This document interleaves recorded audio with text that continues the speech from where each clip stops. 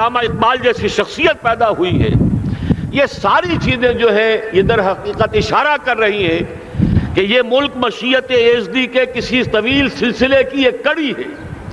اور وہ سامنے آ گیا تھا کہ سن 47 میں یہ قائم ہوا ہے اور پورے 9 مہینے بعد 14 اگست اور 13 مئی 14 اگست سن 47 اور 13 مئی سن 48 پورے 9 مہینے بعد اسرائیل عالم وجود میں آ گیا. اللہ تعالیٰ نے اس عالمی بیماری اس کے لیے جو علاج ہے وہ پہلے پیدا کیا ہے. جیسے کہ حدیث میں آتا ہے ما انزل اللہ من دائن الا انزل له دوان. اللہ تعالیٰ نے کوئی بیماری ایسی نہیں اتاری کہ جس کا علاج بھی نہ اتار دیا ہو. اور جیسے کہ ماں کی چھاتیوں میں بچے کی ولادت سے پہلے دودھ پیدا ہو جاتا ہے، اس کی غذا کا بندوبست پہلے ہو جاتا ہے، اسی طریقے سے اسرائیل کا جو فتنہ اٹھنے والا تھا اس کی سرکوبی کے لیے پاکستان وجود میں آیا ہے. اور آج وہ مرحلہ آ گیا ہے تاریخ کا ایک عظیم موڑ. آپ دیکھیں گے کہ بڑی مشابہت پیدا ہو گئی ہے. ایک طرف بظاہر امریکہ کی مرضی کے خلاف اسرائیلی وزیر اعظم نیتن یاہو وہ بڑا ایک غرور کا اور بڑے تکبر کا مظاہرہ کر رہا ہے. اور وہ پورا پیس پروسیس جس پر نہ معلوم کتنا وقت صرف ہوا تھا، کتنی محنتیں ہوئی تھیں، کتنے راؤنڈز آف ٹاکس ہوئے تھے، کبھی واشنگٹن میں ہوئے ہیں، کبھی اوسلو طرز کا کوئی معاہدہ ہوا ہے، کبھی پھر اور اس کے بعد پیشی ہوئی تھی میڈرڈ کے اندر بھی. لیکن وہ سارا پیس پروسیس جو ہے اس کی دھجیاں کر رہا ہے. وہ وقت بالکل قریب نظر آ رہا ہے کہ یروشلم کے مسئلے پر وہاں بٹھی دہک اٹھے گی. اور احادیث نبویہ میں جو خبریں دی گئی ہیں کتاب الملاحم کی احادیث میں معلوم ہوتا ہے کہ اب اس کا آغاز ہونے والا ہے. نیتن یاہو کو امریکہ کے خلاف جانے کا اصل میں حوصلہ کیوں پڑ رہا ہے؟ اس لیے کہ اسے معلوم ہے کہ فرنگ کی رگیں جہاں پنجہ یہود میں ہے، چاہے کلنٹن ہو یا کلنٹن کا باپ ہو، یہودی لابی وہاں کی اتنی مضبوط ہے، کانگریس میں اور سینٹ میں ان کا اتنا اثر ہے کہ کوئی بھی وہاں شخص بڑے سے بڑا طاقتور اور بڑے سے بڑا اختیارات کا حامل اسرائیل کی مرضی کے خلاف نہیں جا سکتا. یہی معاملہ یہاں نظر آ رہا ہے. بظاہر تو ناراضگی کا اظہار ہوا ہے لیکن یہ بات اب تو کھلتی چلی جا رہی ہے. حقیقت یہ ہے کہ یہود اور ہنود کا بڑا گہرا لنک قائم ہو چکا ہے اور یہ بھٹیاں اب دونوں طرف دہکیں گی. میں اس سے پہلے بارہا کہہ چکا ہوں ملت اسلامیہ تقریباً 150 کروڑ افراد پر مشتمل ہے، لیکن اس میں سے تقریباً 20 کروڑ عرب ہیں. ان کو اللہ نے خصوصی فضیلت دی تھی. یہ تھے کہ جن کی زبان میں قرآن نازل ہوا. خود محمد عربی صلی اللہ علیہ وسلم عرب تھے، انہیں جو فضیلت عطا کی تھی. لیکن بدقسمتی سے اس دور میں آ کر بھی انہوں نے آزادی حاصل کرنے کے بعد بھی اپنا قبلہ درست نہیں کیا. کسی نے ماسکو کی طرف رخ کیا، کسی نے واشنگٹن کا رخ کیا، اللہ اور اس کے رسول کی طرف رخ نہیں ہوا. واقعہ یہ ہے کہ مجرم ہیں. دوسرے بڑے مجرم 150 کروڑ میں سے 10% یہ 15 کروڑ مسلمان ہیں. حالیہ جو سینسس ہمارا ہوا ہے اس کے بعد اندازہ ہو رہا ہے کہ یہاں کی آبادی 15 کروڑ ہو چکی ہے. 10% امت مسلمہ کا مسلمانان پاکستان ہے. اور یہ اس اعتبار سے کہ اسلام کے نام پر ملک بنا کر نصف صدی گزار چکے، لیکن یہاں پر اسلام کا بول بالا نہیں ہوا، کتاب و سنت کی بالا دستی کر اعلان نہیں ہوا. دستور میں ساری اسلامی دفعات موجود، لیکن اس کے ساتھ ہی ایسے خلا موجود، چور دروازے موجود کہ کوئی دفعہ بھی مؤثر نہیں ہے. یہ منافقت کا پلندہ لے کر ہم چل رہے ہیں اس دستور کو، اس دستور مملکت پاکستان کو. لہذا واقعہ یہ ہے کہ یہ بھٹی جو ہے اب ہماری آزمائش کے لیے آگ آد ابراہیم ہے، نمرود ہے. کیا کسی کو پھر کسی کا امتحان مقصود ہے؟ اس لیے میں نے وہ آیت بھی آپ کو سنائی وَلَنَبْلُوَنَّكُمْ بِشَيْءٍ مِّنَ الْخَوْفِ وَالْجُوعِ. آج کی صورتحال پر غور کیجئے کس درجے یہ الفاظ ہمارے جو ہیں وہ ثابت ہو رہے ہیں اور جس اپلائی ہو رہے ہیں. ایک خطرہ پیدا ہو چکا ہے. واقعہ یہ ہے کہ کوئی کرائسس ہو، کوئی خطرہ ہو، کوئی اندیشہ ہو تو قوم جاگ جایا کرتی ہے. اور اس کے بعد حقیقت یہ ہے اگر ہم نے جرأت کر لی، اور مجھے یقین ہے کہ ہو جائے گا، کچھ لیت و لال ہے، کچھ تاخیر ہے، حکومت کے کچھ اعلانات دو طرفہ سے بھی آ جاتے ہیں، لیکن مجھے یقین ہے یہ دھماکہ ہوگا، یہ مشیت ازدی ہے، یہ شدنی امر ہے، یہ ہوگا۔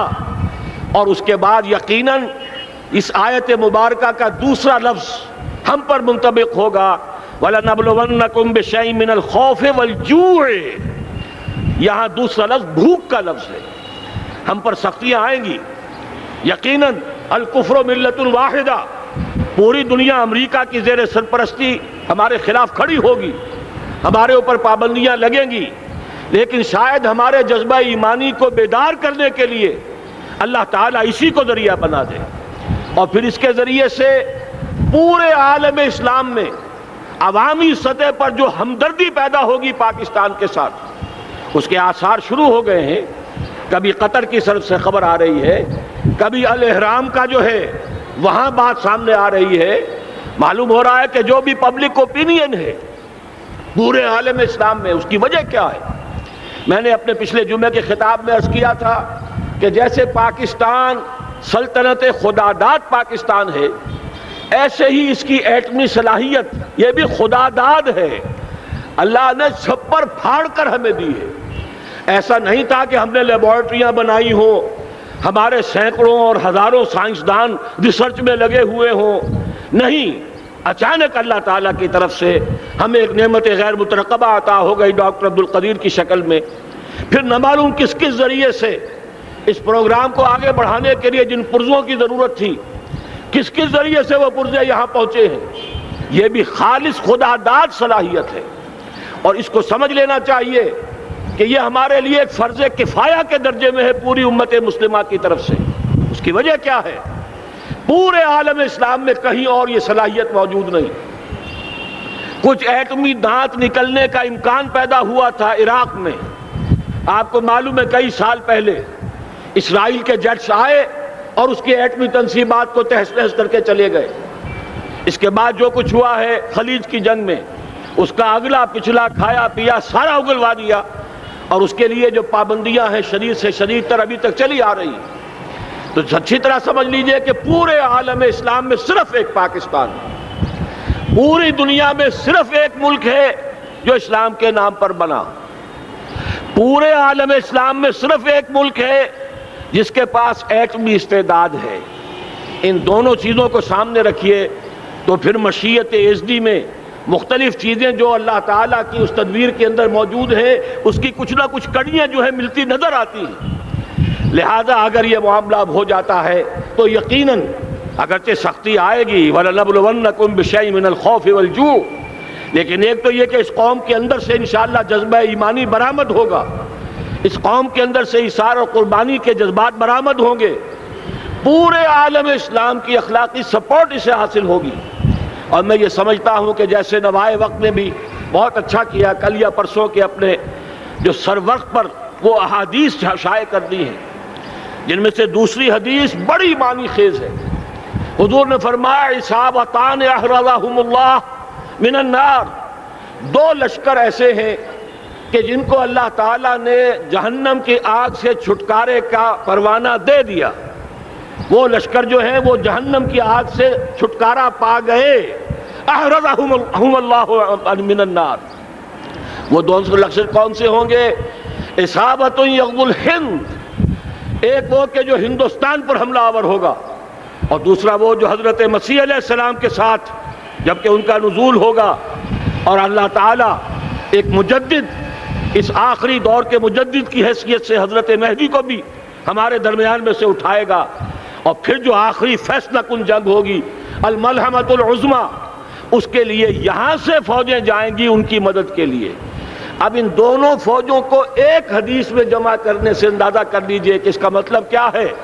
یہ علاقہ پاکستان اور اس سے ملحق افغانستان، یہ علاقہ ہے کہ جو اسلام کا گہوارہ پہلے بنے گا، یہاں سے فوجیں جائیں گی، اور دائیں بھی اور بائیں بھی، مشرق میں بھی اور مغرب میں بھی، اور یہیں سے انشاءاللہ تعالی اسلام کا جو عالمی غلبے کا جو وعدہ ہے اللہ کا، کی خبر دی ہے محمد الرسول اللہ صلی اللہ علیہ وسلم نے کہ لا يبقى على الارض بیت وبر ولا مدر الا ادخلہ اللہ کلمۃ الاسلام، اس روئے ارضی پر کوئی گھر بچے گا نہ خیمہ بچے گا جس میں اللہ تعالیٰ کلمہ اسلام کو داخل نہ کر دے۔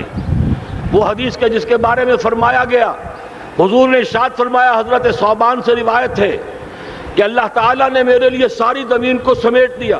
ان اللہ زوالی الارض فرأیت مشارقہا و مغاربہا، میں نے اس زمین کے سارے مشرق دیکھ لیے، سارے مغرب دیکھ لیے، لیکن یہ جان لو ان امتی سیبلغ ملکہا ما ذرئ لی منہا، میری امت کی حکومت ان تمام علاقوں پر قائم ہو کر رہے گی جو پوری زمین کو لپیٹ کر مجھے دکھا دیے گئے۔ یہ وعدہ پورا ہونا ہے، اور اس وعدے کا نقطۂ آغاز یہی سرزمین، اور جیسا کہ ہمیں افغانستان میں آثار نظر آ رہے ہیں، ایک خالص دینی مذہبی حکومت قائم ہو چکی ہے۔ افغانستان کا 80% علاقہ امن کا گہوارہ بن چکا ہے، علماء کی وہاں قیادت ہے اور حکومت ہے۔ یہ پاکستان اور افغانستان مل کر، جیسا کہ آپ کو یاد ہوگا میں نے جب تجویز پیش کی تھی کہ حکومت پاکستان فوراً تسلیم کرے طالبان کو، اللہ کا شکر ہے، میں یہ نہیں کہتا کہ میرے کہنے کی وجہ سے ہوا، لیکن بہرحال اللہ کا فضل ہوا کہ چند دن کے بعد ہی حکومت پاکستان نے تسلیم کر لیا طالبان کی حکومت کو۔ میری دوسری تجویز ابھی پینڈنگ ہے، پاکستان اور افغانستان کا کے درمیان کانفیڈریشن قائم کیا جائے۔ یہ ملک دونوں مل کر واقعتاً، کہ ایک نے واقعتاً 15 لاکھ سے زیادہ جانیں دے کر مرنا سیکھ لیا ہے، اور جو قوم مرنا سیکھ لے اسے کوئی مار نہیں سکتا، اسے کوئی شکست نہیں دے سکتا۔ اور ایک وہ قوم ہے پاکستان میں کہ جو 400 سال کی تجدیدی مسائی کے اثرات کی امین ہے، یہ اس کا تراث علمی ہے، چاہے وہ تحریک حضرت مجدد الفسانی کی تھی، چاہے وہ علمی تحریک شاہ ولی اللہ کی تھی، چاہے وہ تحریک جہاد سید احمد بریلوی کا تھا، چاہے اور جو بھی رجال عظیم پیدا ہوئے ہیں 14ویں صدی ہجری میں، ان سب کے اثرات یہاں موجود ہیں۔ یہ چیزیں مل کر وہ طاقت بنے گی کہ یہاں سے اسلام پھر پھیلے گا، مشرق کی طرف بھی مغرب کی طرف بھی۔ اصابۃ تغزو الہند و اصابۃ مع عیسیٰ ابن مریم، یہ چیزیں جو ہونی ہیں الحمدللہ میں سمجھتا ہوں کہ اب تیزی کے ساتھ حالات اس رخ پر جا رہے ہیں۔ کہیں فرمایا ان ینصرکم اللہ فلا غالب لکم، اگر اللہ تمہاری مدد کرے تو کوئی تم پر غالب نہیں آ سکتا، وَإِن یخذلکم، اور اگر خدا نہ خواستہ اللہ تعالیٰ ہی اپنی مدد تم سے کھینچ لے، واپس لے لے، سلب کر لے، ان یخذلکم، تمہیں چھوڑ دے، فَمَنْ ذَا الَّذِي يَنصُرُكُم مِّن بَعْدِهِ، تو پھر کون ہے جو تمہاری مدد کر سکے گا۔